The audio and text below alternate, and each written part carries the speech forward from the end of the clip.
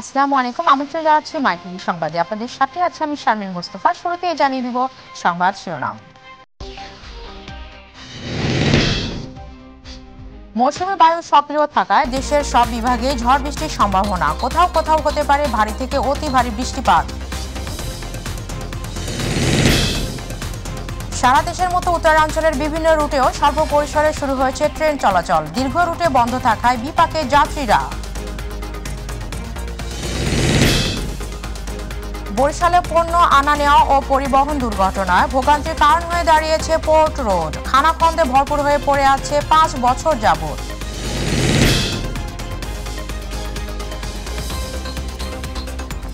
দর্শক শুনছিলেন শিরোনাম, এবার বিস্তারিত। বাংলাদেশের ওপর মৌসুমী বায়ু সক্রিয় রয়েছে জানিয়ে আবহাওয়া অফিস বলছে দেশের সব বিভাগেই ঝড় বৃষ্টির পূর্বাভাস রয়েছে। কোথাও কোথাও হতে পারে ভারী থেকে অতি ভারী বৃষ্টিপাত। আবহাওয়া অফিস জানিয়েছে মৌসুমী বায়ুর অক্ষের বাড়তি অংশ ভারতের পাঞ্জাব, হরিয়ানা, উত্তরপ্রদেশ, বিহার, গাঙ্গেয়, পশ্চিমবঙ্গ ও বাংলাদেশের মধ্যাঞ্চল হয়ে আসাম পর্যন্ত বিস্তৃত রয়েছে। এর বাড়তি অংশ উত্তর বঙ্গোপসাগর পর্যন্ত বিস্তৃত রয়েছে। মৌসুমী বায়ু বাংলাদেশের ওপর সক্রিয় এবং উত্তর বঙ্গোপসাগরে প্রবল অবস্থায় থাকায় আজ সন্ধ্যা পর্যন্ত দেশের সব বিভাগের অধিকাংশ জায়গায় অস্থায়ীভাবে দমকা অথবা ঝড়ো হাওয়া সহ হালকা থেকে মাঝারি ধরনের বৃষ্টি অথবা বজ্রসহ বৃষ্টি হতে পারে। সেই সঙ্গে দেশের কোথাও কোথাও মাঝারি ধরনের ভারী থেকে অতি ভারী বর্ষণ হতে পারে। আবহাওয়া অফিস বলছে সারা দেশে আজ দিনে তাপমাত্রা সামান্য কমতে পারে।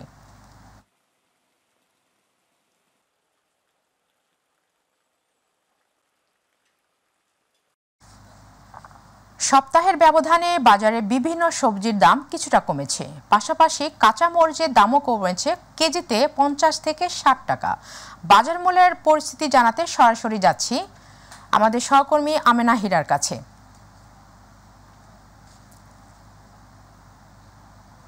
আমিনা, নিত্য প্রয়োজনীয় পণ্যের বাজার মূল্য সম্পর্কে আমাদের জানান।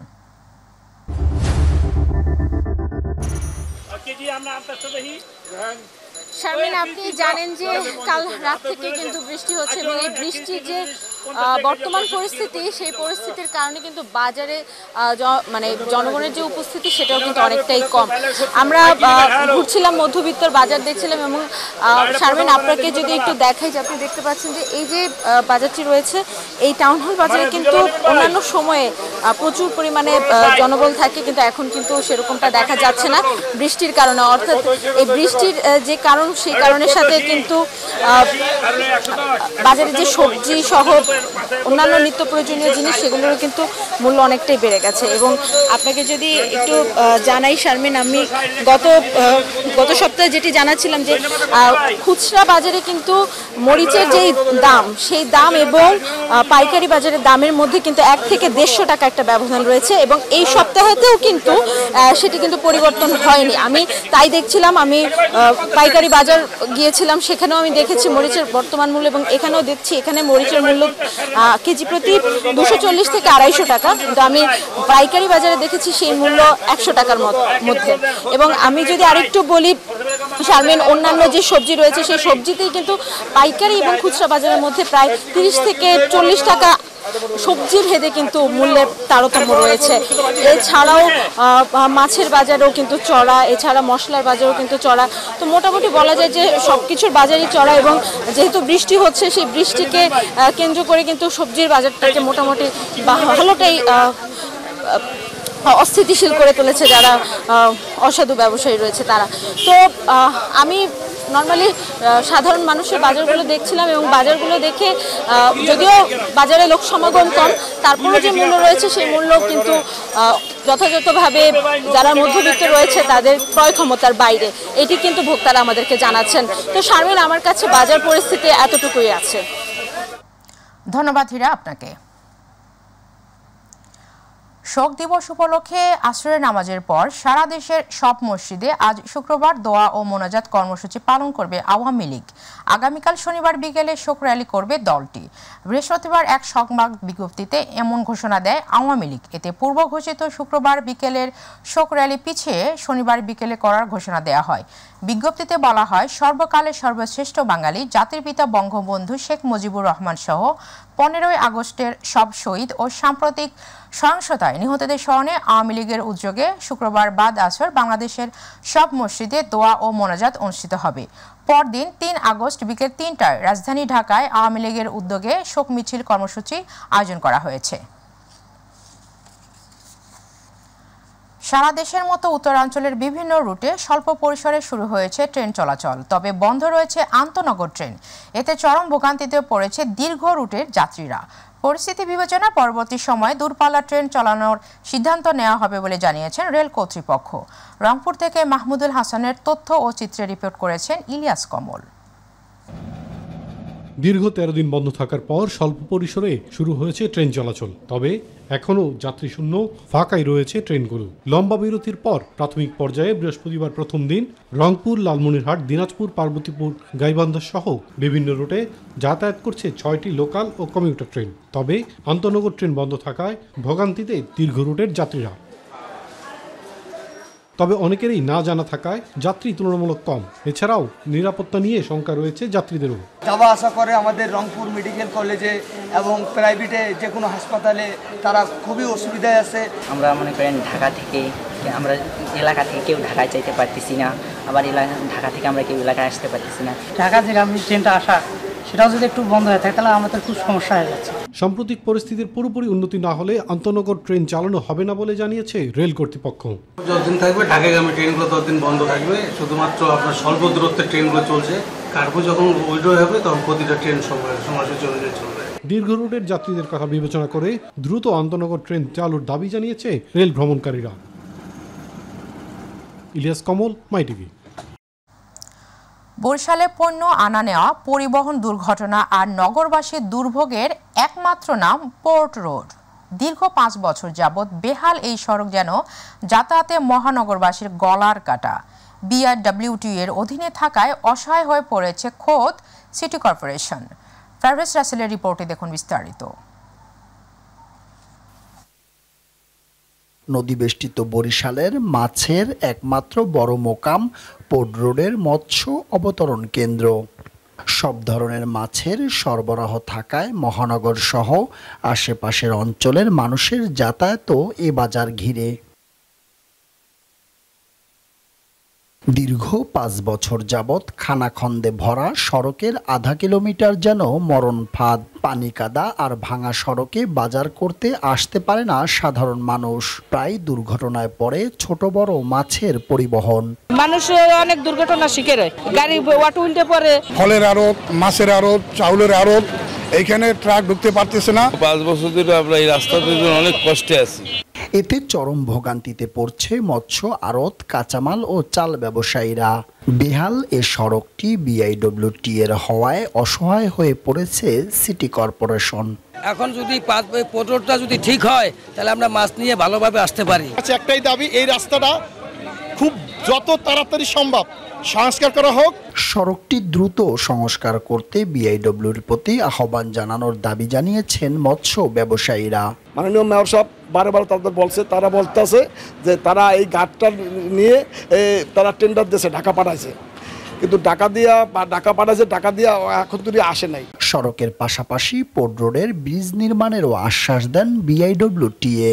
রাস্তাটা আমরা ব্যবস্থা নিয়েছি, আমাদের ঊর্ধ্বতন কর্তৃপক্ষ ইতিমধ্যে ভিজিট করে গিয়েছেন, মন্ত্রণালয় থেকে টিম এসেছিলেন। তো এর পরবর্তীতে আমরা প্যাককলন পাঠিয়েছি, প্যাককলনটা অনুমোদনের পথে আছে, গেলে খুব শীঘ্রই আমরা দরপত্র আহ্বানে যাব। দীর্ঘ 5 বছর ধরে বেহাল খানাখন্দে ভরা পোর্ট রোডের প্রধান এই সড়কটি। বিআইডব্লিউটি এর উদাসীনতায় সংস্কার না হওয়ায় প্রভাব পড়ছে এখন বাণিজ্যিকভাবেও। পারভেজ রাসেল, মাই টিভি, বরিশাল। গৃহায়ন ও গণপূর্ত মন্ত্রী আ.ম. ওবায়দুল মুকতাদির চৌধুরী এমপি বলেছেন, সরকারের পড়ে যাওয়ার কোনো শঙ্কা নেই, সরকার বেশ মজবুতভাবেই রয়েছে। তবে তিনি বলেন, আগে দেখতাম বিএনপি 3 বেলা সরকার পতন করত, এখন 1 বেলা সরকার পতনের কথা বলেন। বৃহস্পতিবার ব্রাহ্মণবাড়িয়া প্রেস ক্লাবে সাংবাদিকদের সঙ্গে মতবিনিময়ের সময় তিনি কথা বলেন। ওবায়দুল মুকতাদির চৌধুরী বলেন, কোটা আন্দোলন নিয়ে টেকনিক্যাল ভুল থাকতে পারে, তবে জ্ঞানত কোনো অন্যায় করিনি, সরকার যথাযথ ব্যবস্থা নিচ্ছে, আন্দোলনটা এখন কোটায় নাই।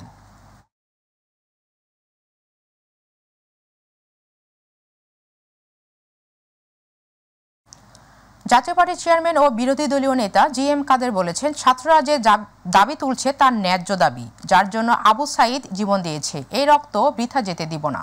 আবু সাইদ রংপুরের গর্ব। দেশের রাজনৈতিক ও অর্থনৈতিক সমস্যা বড় সমস্যায় রূপ নিয়েছে। রিজার্ভ কমে গেছে। দেশ আজ দেউলিয়ার পথে। গতকাল কোটা সংস্কার আন্দোলনে নিহত বেগম রোকেয়া বিশ্ববিদ্যালয়ের শিক্ষার্থী আবু সাইদের কবর জিয়ারত শেষে সাংবাদিকদের এক প্রশ্নের জবাবে তিনি এসব কথা বলেন। নিহত আবু সাইদের কবর জিয়ারত শেষে নিহতের পরিবারের খোঁজ খবর নেন বিরোধী দলীয় নেতা জাতীয় পার্টির চেয়ারম্যান জিএম কাদের। এখন জনগণ যে দাবি উঠেছে সেটা খুব ন্যায্য দাবি, তার জন্য মানুষ শহীদ হয়েছে। আজকে আবু সাইদ শহীদ হয়েছে ওটার জন্য। তো তাদের এই রক্ত তো আমরা বৃথা যেতে দেব না। যে কোনো প্রকারই এই দাবি বাস্তবায়িত হোক, এটা আমরা চেষ্টা করব, আপ্রাণ চেষ্টা করব। ৪৪ ঘণ্টায় একটি ক্লুলেস চাঞ্চল্যকর হত্যাকাণ্ডের রহস্য উদ্ঘাটন ও হত্যাকাণ্ডের সাথে জড়িত ৩ জন যুবককে গ্রেফতার করেছে নীলফামারী সদর থানা পুলিশ। গতকাল নীলফামারী পুলিশ সুপার কার্যালয়ের কনফারেন্স রুমে অনুষ্ঠিত প্রেস ব্রিফিংয়ে এ তথ্য জানান পুলিশ সুপার মকবুল হোসেন। এ প্রেস ব্রিফিংয়ে তিনি জানান, নীলফামারী সদর উপজেলার চোরাইখোলা ইউনিয়নের বুলু মিয়াকে গত ২৭ জুলাই তার থাই গেম চক্রের বন্ধুরা শ্বাসরুদ্ধ করে হত্যা করে ধান খেতে ফেলে রাখে। এই হত্যাকাণ্ডের রহস্য উদ্ঘাটন ও অভিযুক্তদের গ্রেফতার করা হয়েছে।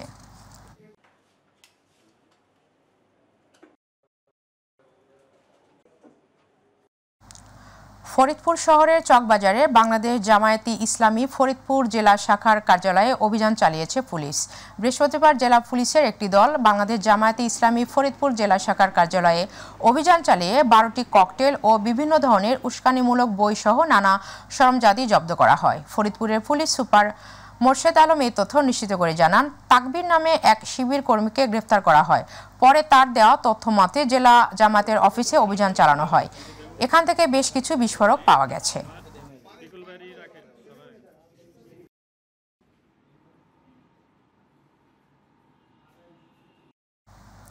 ব্রাহ্মণবাড়িয়ায় মাদক বিরোধী অভিযানে ২০০ বোতল ফেন্সিডিল সহ এক মাদক ব্যবসায়ীকে গ্রেফতার করেছে র্যাব। র্যাব ৯-এর সহকারী পুলিশ সুপার মশিউর রহমানের পাঠানো এক প্রেস বিজ্ঞপ্তিতে জানানো হয়, গোপন সংবাদের ভিত্তিতে অভিযান চালিয়ে সদর থানা বাসিন্দা রতন কাজীকে ২০০ বোতল ফেন্সিডিল সহ গ্রেফতার করা হয়। গ্রেফতারকৃত আসামি সহ জব্দকৃত মাদক সদর মডেল থানায় হস্তান্তর করা হয়েছে।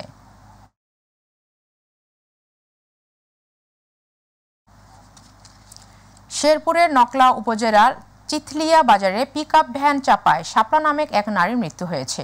বৃহস্পতিবার উপজেলার গণপদ্দি ইউনিয়নের চিথলিয়া বাজার সড়কে এই দুর্ঘটনা ঘটে। নিহত শাপলা পূর্ব চিথলিয়া এলাকার আলম মিয়ার স্ত্রী। দুর্ঘটনায় শাপলার শিশু সন্তান সহ আরেক বৃদ্ধ আহত হয়। এ সময় স্থানীয়রা পিকআপ ভ্যান চালককে আটক করে পুলিশের হাতে তুলে দেন।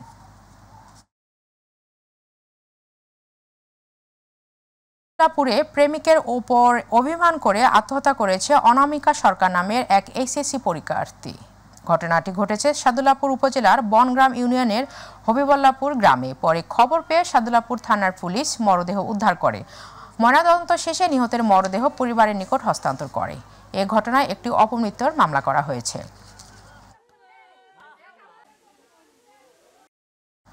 কোটা আন্দোলনে নিহতদের স্মরণে শোক প্রকাশ ও গভীর শ্রদ্ধা জানিয়ে চাঁদপুর জেলার সকল সাংস্কৃতিক সংগঠন ও শিল্পী অংশগ্রহণে মানববন্ধন অনুষ্ঠিত হয়েছে। বৃহস্পতিবার জেলা শিল্পকলা একাডেমির সম্মুখে চাঁদপুর সাংস্কৃতিক চর্চা কেন্দ্র ও থিয়েটার ফোরামের আয়োজনে এই মানববন্ধন অনুষ্ঠিত হয়।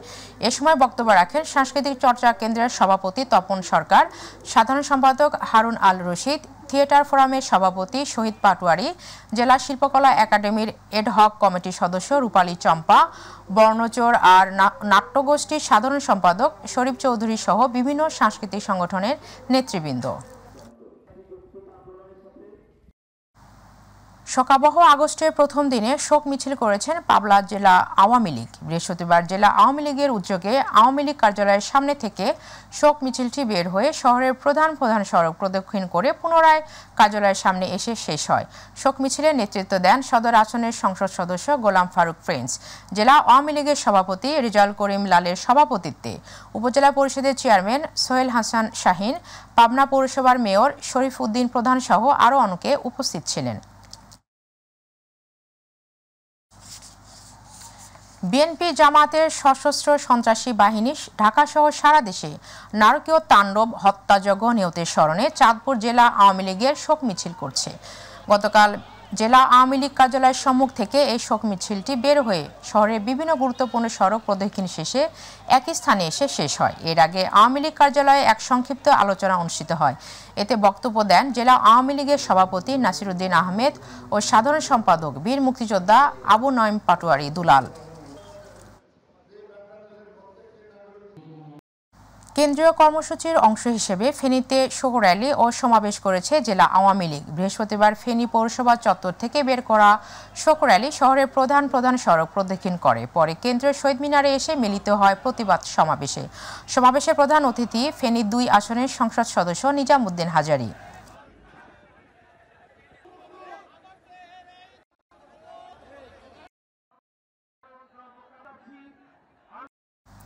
ব্রাহ্মণবাড়িয়ার আশুগঞ্জে শোক র্যালি করেছেন আওয়ামী লীগ ও অঙ্গ সংগঠনের নেতাকর্মীরা। আগস্ট মাসব্যাপী কেন্দ্রীয় কর্মসূচির অংশ হিসেবে স্থানীয় বঙ্গবন্ধু মুরাল থেকে র্যালি বের করা হয়।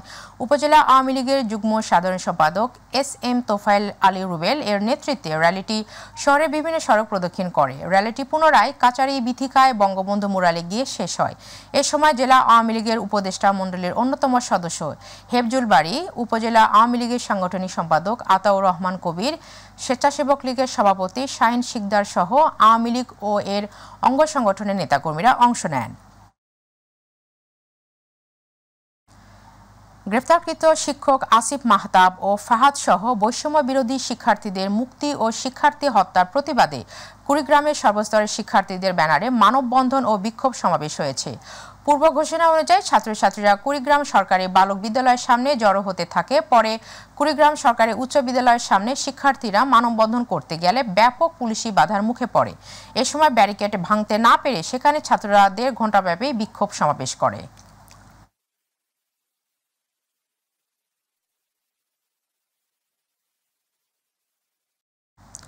নোয়াখালীতে মৎস্য সপ্তাহ উপলক্ষে চৌমুহনী পৌরসভার দিঘিতে ৫০,০০০ টাকার মাছ অবমুক্ত করা হয়েছে। পৌরসভার মেয়র খালেদ সাইফুল্লাহর উদ্যোগে প্রায় ৫০,০০০ টাকার বিভিন্ন উন্নত হাইব্রিড জাতের কার্ফু, মৃগেল, রুই, পাঙ্গাস, তেলাপিয়া মাছ অবমুক্ত করা হয়। এ সময় উপজেলা আওয়ামী লীগের সদস্য ইঞ্জিনিয়ার মোহাম্মদ মিজানুর রহমান মিজান, কাউন্সিল মোহাম্মদ আবদুল্লাহ আদর, কাউন্সিলর তাকিন উদ্দিন চৌধুরী উপস্থিত ছিলেন। গাইবান্ধার সাদুল্লাপুরের উপজেলা আইন শৃঙ্খলা কমিটির মাসিক সভা অনুষ্ঠিত হয়েছে। বৃহস্পতিবার সাদুল্লাপুর উপজেলা প্রশাসনের আয়োজনে উপজেলা নির্বাহী কর্মকর্তার কার্যালয়ে উপজেলা আইন শৃঙ্খলা কমিটির মাসিক সভাটি অনুষ্ঠিত হয়।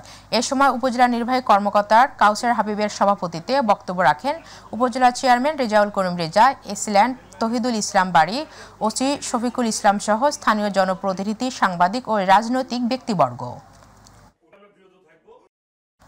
ভোলায় জেলা সদরে সন্ত্রাস ও নাশকতা প্রতিরোধ কমিটির মাসিক সভা অনুষ্ঠিত হয়েছে। সকালে সন্ত্রাস ও নাশকতা রোধে সকলকে সজাগ থাকতে হবে এই বিষয় নিয়ে সুনির্দিষ্ট পদক্ষেপের মাধ্যমে এই সিদ্ধান্ত নেওয়া হয়। এ সময় উপজেলা নির্বাহী কর্মকর্তা সজল চন্দ্রশীলের সভাপতিত্বে বক্তব্য রাখেন উপজেলা chairman Yunus, vice chairman Shah Ali Niaz Palash, chamber of কমার্সের পরিচালক শফিকুল ইসলাম, ওসি তদন্ত আল মামুন।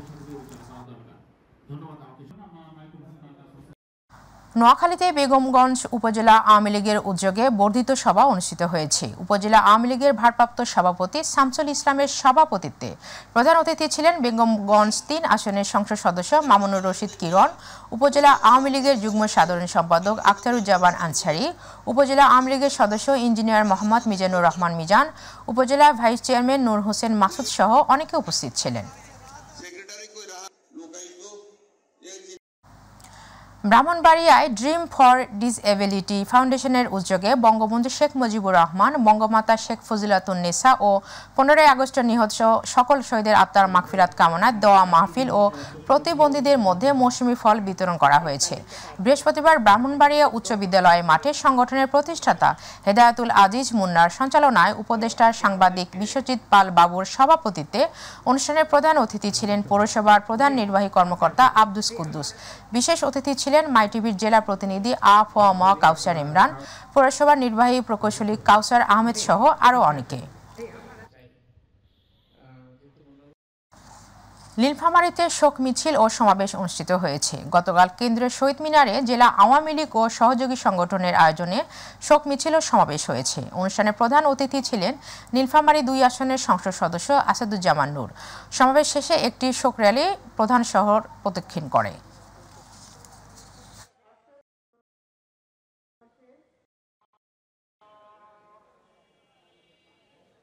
শেষ করব দৃষ্টিনন্দন এক মসজিদের খবর দিয়ে। শরীয়তপুরের সদর উপজেলার চন্দ্রপুর ইউনিয়নের দৃষ্টিনন্দন রণখোলা খানবাড়ি জামে মসজিদ। মসজিদের অসাধারণ স্থাপত্য শৈলী মুগ্ধ করবে যে কাউকেই। প্রায় 5 বছরের কঠোর পরিশ্রমে দৃষ্টিনন্দন এই মসজিদটিতে গড়ে তোলা হয়েছে। মসজিদটিতে একটি গম্বুজ ও 4টি মিনার আছে। মসজিদটিকে দৃষ্টিনন্দন করে তুলতে ব্যবহার করা হয়েছে উন্নত মানের টাইলস, পাথর সহ নানা আসবাবপত্র। প্রতিনিধি সজীব শিকদারের রিপোর্ট, জানাচ্ছেন শামস তাবরিজ উচ্ছ্বাস। মসজিদ একটি পবিত্র স্থান। বাংলাদেশের অধিকাংশ মানুষ ইসলাম ধর্মাবলম্বী, তাই দেশের বিভিন্ন স্থানে বিভিন্ন সময়ে গড়ে উঠেছে দৃষ্টিনন্দন সব মসজিদ। শরীয়তপুর সদর উপজেলার চন্দ্রপুর ইউনিয়নে এমনই একটি দৃষ্টিনন্দন মসজিদ নির্মাণ করা হয়েছে, যার নাম রণখোলা খানবাড়ি জামে মসজিদ। প্রায় 20 কোটি টাকা ব্যয়ে টানা 5 বছরের কঠোর পরিশ্রমে দৃষ্টিনন্দন মসজিদটি নির্মাণ করেন আবুল কালাম খান। 2003 সালে আনুষ্ঠানিকভাবে মসজিদটির উদ্বোধন করেন শরীয়তপুর 1 আসনের সংসদ সদস্য ইকবাল হোসেন অপু। এই মসজিদটা আসলে মূলত একান্ত আমার নিজের মনের অনুভূতি থেকে আমার ভিতরে যেটা চাইছে আমি ওইভাবেই করছি। আল্লাহর দুনিয়া, আল্লাহর সম্পদ দ্বারাই কিন্তু আল্লাহর দুনিয়া আমি কিছু করতে পারতেছি। ইনশাল্লাহ আল্লাহ যদি আমার তৌফিক দান করেন, এই আল্লাহর দুনিয়া আরো কিছু ভালো কাজ করার উদ্দেশ্য আমার আছে ইনশাল্লাহ। মসজিদটির অসাধারণ স্থাপত্য শৈলী মুগ্ধ করবে যে কাউকে। দৃষ্টিনন্দন রণখোলা খানবাড়ি জামে মসজিদটি দেখতে বিভিন্ন এলাকা থেকে আসছেন মুসল্লিরা। নামাজ আদায় করে ইবাদত করতে আসে, আর মসজিদের লোক সব তাবলিগও আসে। এরকম মসজিদ আমাদের গ্রাম দেশে নাই, মনে করেন এটা বড় ভালো বলছে। এটা আমরা দেখতেছি, এটা উপভোগ করতেছি, আমার কাছে ভালো লাগতেছে। আমাকে ভাগ্য যে এত বড় সুন্দর একটা মসজিদ আমাকে এখানে হইতে পারছে, বা আমরা দেখা গর্বিত। এটা তো খালি শুধু মসজিদ, এটা একটা মাজারের মতো হয়ে গেছে। একতলা বিশিষ্ট মসজিদটিতে একটি গম্বুজ ও 4টি মিনার রয়েছে। মসজিদটি নির্মাণে ব্যবহার করা হয়েছে উন্নত মানের টাইলস, পাথর ও নান্দনিক ডিজাইন। মিনার আর মসজিদের বিভিন্ন দেয়ালে খচিত আছে আয়াতুল কুরসি আর রহমান সহ পবিত্র কোরআনের বিভিন্ন সূরার আয়াত, যা মুগ্ধ করে সবাইকে। দূর দূরান্ত থেকে অনেক মানুষ আসে মসজিদে নামাজ পড়তে। চন্দ্রপুর শরীয়তপুরের ভিতরে একটা সুন্দর মসজিদ আছে। এরকম একটা মসজিদ প্রতিষ্ঠিত করছে, শুকরিয়া আদায় করি আল্লাহর কাছে। মসজিদ হওয়ার পর থেকে নামাজ পড়াইতেছে, আলহামদুলিল্লাহ খুব ভালো লাগে। নির্দিষ্ট কোনো স্থপত্যবিদের ডিজাইনে নয়, মসজিদ নির্মাণে নিজস্ব পরিকল্পনায় ব্যবহার করেন আব্দুল কালাম খান। বিভিন্ন সময়ে গণমাধ্যমে বিশ্বের বিভিন্ন স্থানে থাকা দৃষ্টিনন্দন মসজিদগুলো থেকে নির্মাণের এই ধারণা মিলেছে বলে জানান তিনি। শামস তাবরিজ উচ্ছ্বাস, মাই টিভি নিউজ ডেস্ক। সংবাদের শেষ প্রান্তে আমরা যাবার আগে আরো একবার জানিয়ে দিচ্ছি সংবাদ শিরোনামগুলো। মৌসুমী বায়ু সক্রিয় থাকা দেশের সব বিভাগে ঝড় বৃষ্টির সম্ভাবনা। কোথাও কোথাও হতে পারে ভারী থেকে অতি ভারী বৃষ্টিপাত। সারা দেশের মতো উত্তরাঞ্চলের বিভিন্ন রুটেও স্বল্প পরিসরে শুরু ট্রেন চলাচল। দীর্ঘ রুটে বন্ধ থাকায় বিপাকে যাত্রীরা। বরিশালে পণ্য আনা নেওয়া ও পরিবহন দুর্ঘটনায় ভোগান্তির কারণ হয়ে দাঁড়িয়েছে পোর্ট রোড। খানাখন্দে ভরপুর হয়ে পড়ে আছে 5 বছর যাবত।